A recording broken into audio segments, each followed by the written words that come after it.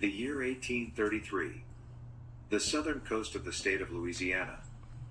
Octavia was strong for an 11-year-old girl. Her body was lean and long. She looked like her father. Her twin brother, Octavius, was much different.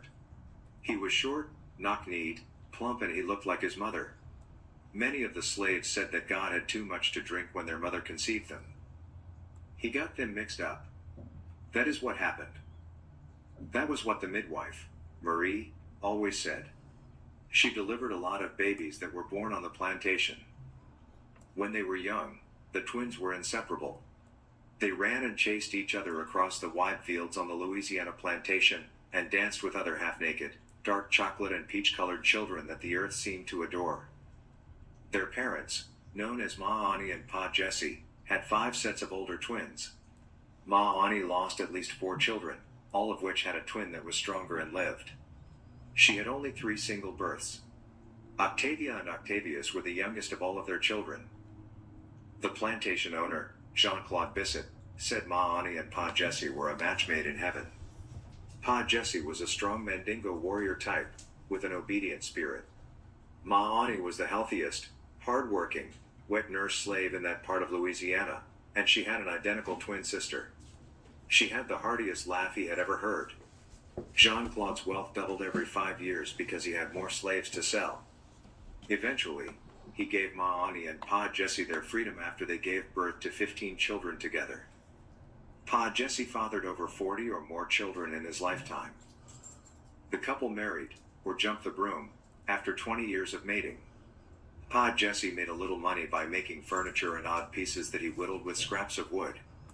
Ma Ani was happy just tending to the little ones, selling sweet potato pies, or sewing clothes for some of the other plantation owners' wives.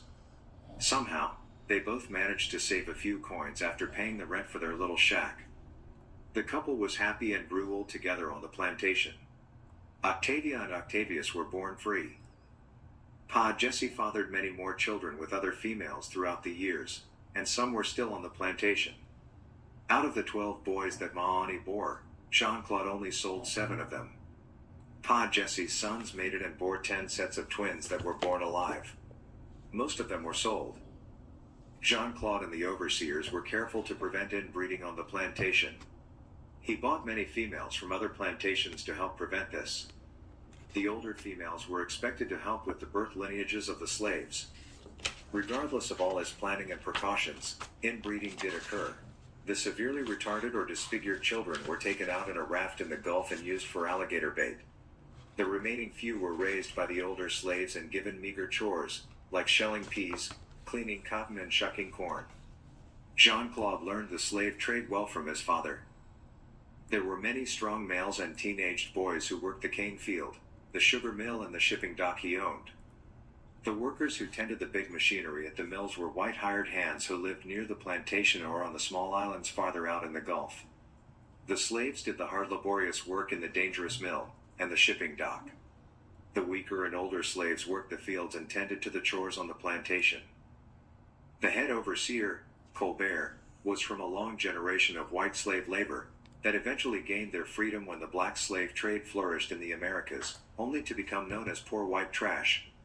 He was a fearless man of short stature, who talked loudly and used the whip more than any overseer on the Gulf Shore plantations. Colbert's family lived on one of the small islands in the Gulf.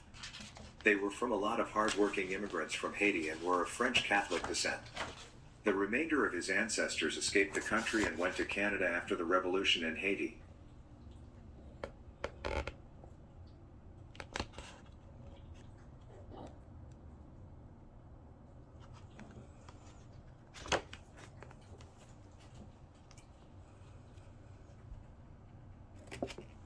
I wrote this book years ago, I think 2004. But I'm working with this, I'm new at this. I have it in my head what I want to do. But my mind, my mind knows what I want, but my body just don't seem to understand. So bear with me. Enjoy.